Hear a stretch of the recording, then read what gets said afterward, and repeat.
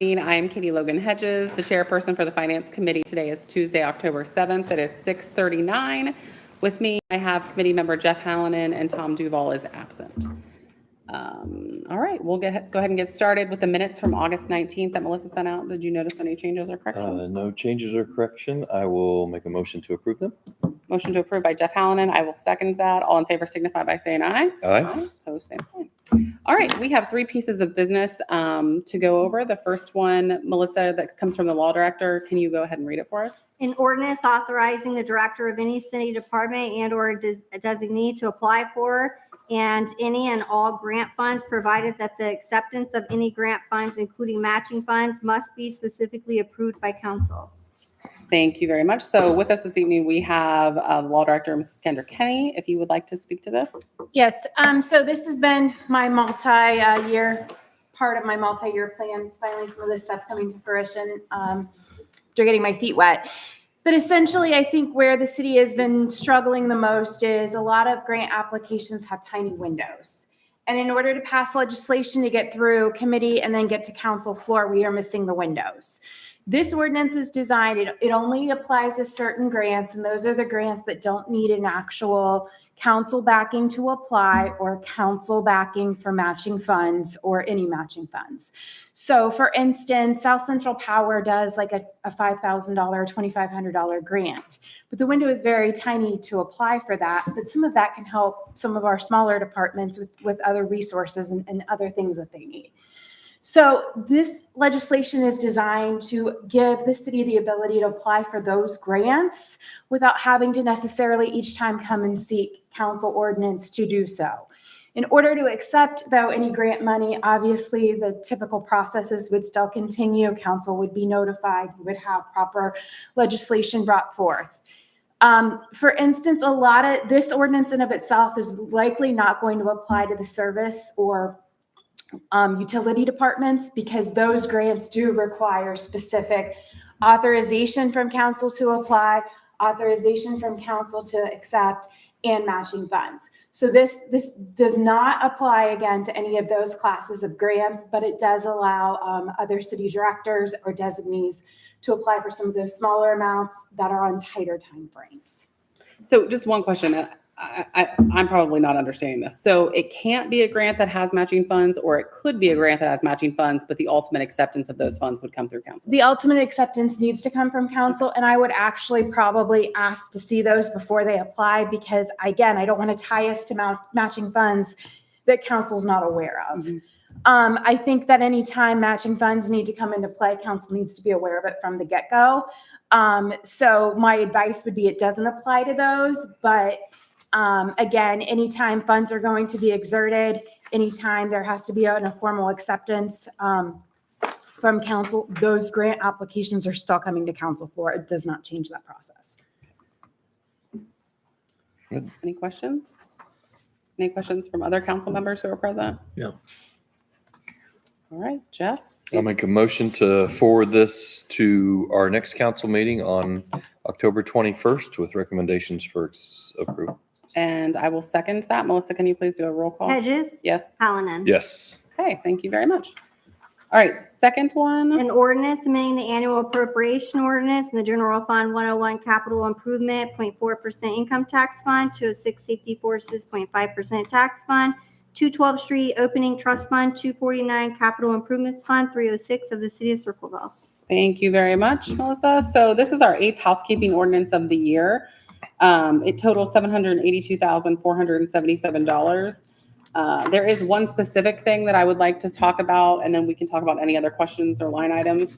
So there is a $50,000 movement that is coming from 306 for the firehouse building maintenance. We have with us Fire Chief Brian Thompson. Brian, would you like to speak about this?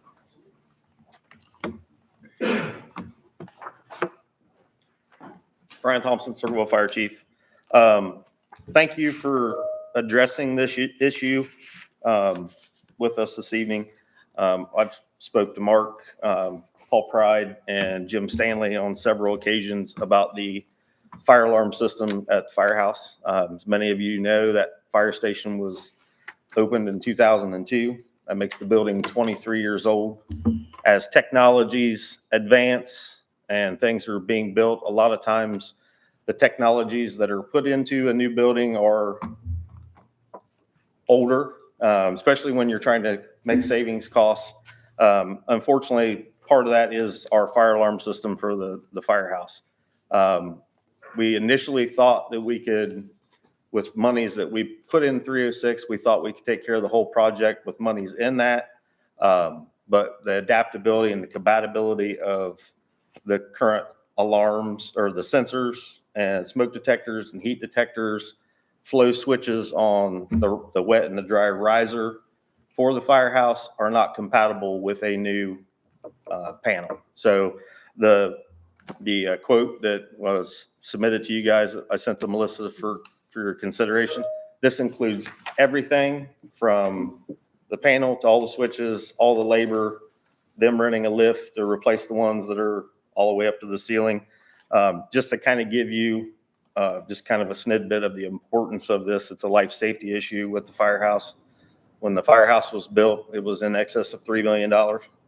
So the building currently houses about $3.1 million worth of equipment, not counting anything other than the apparatus. And you all know, if you hear the sirens going past here, past your houses, that there's a lot of times that station sits empty because we're tied up on calls. So we can't rely on somebody to be there to smell smoke. You know, if we get struck by lightning, a back surge of electric, any situation can happen, and that building needs to be protected just like any other commercial building that has people's vested interest in. So if you have any other questions, I'll be very happy to talk to you about it. But at the current point in time, that this quote encompasses everything that the station would need, and hopefully we'll get another 20 plus years out of it. Thank you. So I just want to confirm that the reason I asked Chief Thompson to speak tonight is because the $50,000 movement in this housekeeping ordinance, this does not cover the total cost. It doesn't approve him to purchase the panel. It just moves $50,000. And I wanted to line out and be specific and transparent about what that movement was. Right, correct. Will there be other legislation to like award a contract or? Well, and that's something that we're going to have to speak to Kendra about, because our monitoring system and everything's through Johnson Control. So I believe if we would go to do that through legislation and change that, then we would have to go to a bidding process.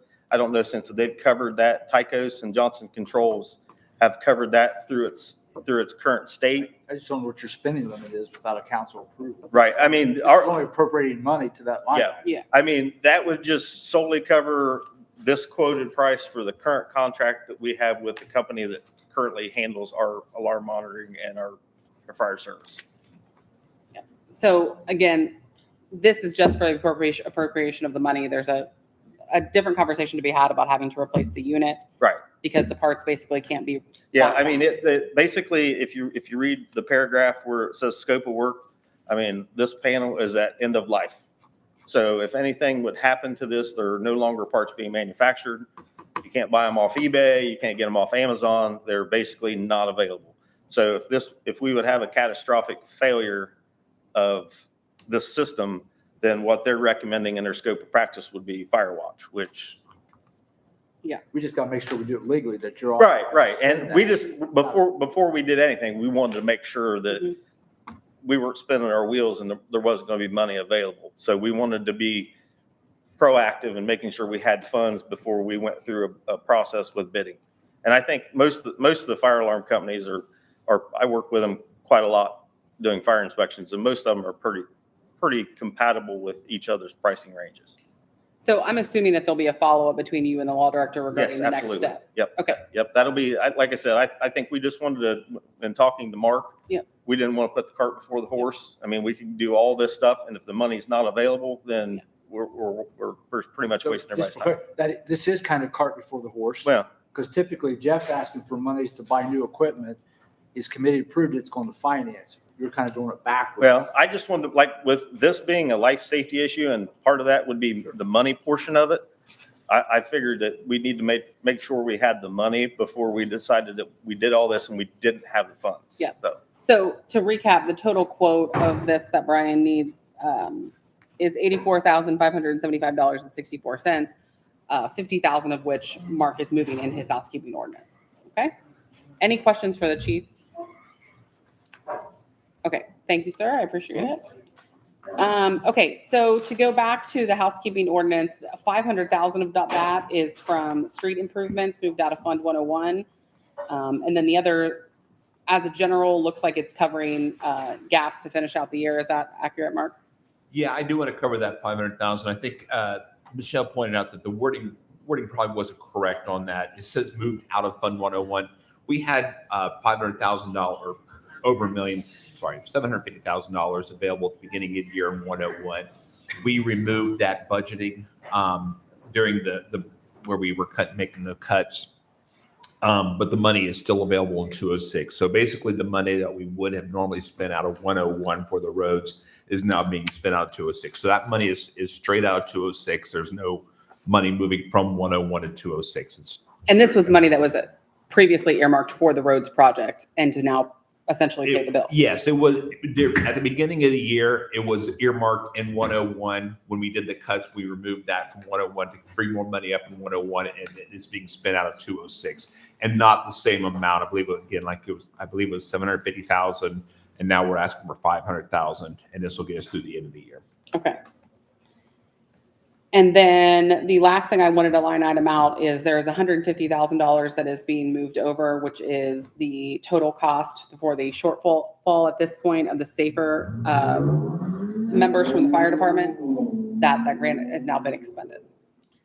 Yeah, I do want to clarify that one as well. So basically, when the money was ended, or the fund was ended for 258, the money was moved over to 212.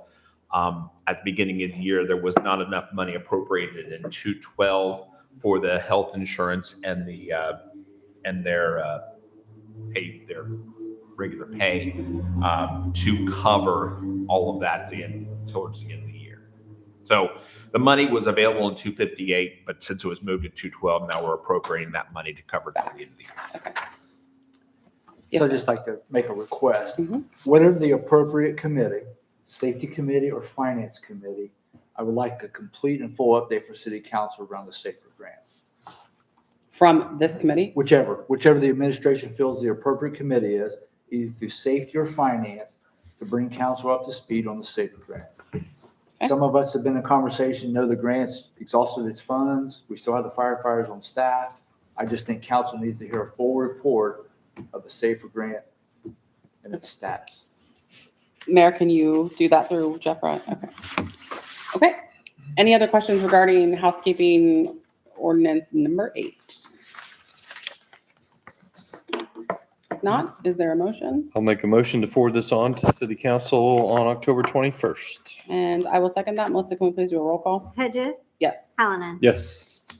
An ordinance authorizing the mayor and/or the director of public safety to enter into a renewal contract with Axon Enterprises, Inc., a sole source provider and state bid contractor, to purchase 10 in-car police cruiser video recording systems, 27 body-worn cameras, 26 taser, 10 energy weapons, 1 drone, 2 outpost cameras, 1 interview room system, and 1 focus core lead, and all required licenses for Circleville Police Department to operate and maintain all aforementioned equipment, and declaring an emergency. Thank you very much. So this came out of the safety committee earlier this evening and was a request from the safety director as well as Police Chief Kenny Fisher regarding going into a 10-year contract for equipment. So in summary, it provides tasers, body cams, in-car recording systems, an interview room system, a license, and then a drone and an outpost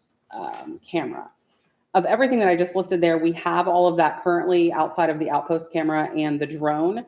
So this is upgrading and renewing contracts for equipment that we already have. However, it is addressing an issue with the tasers that will be soon outdated and we will need to upgrade. So what they are trying to do is essentially, I'm going to use the example that Chief Fisher used, which is basically it's similar to bundling cell phone equipment.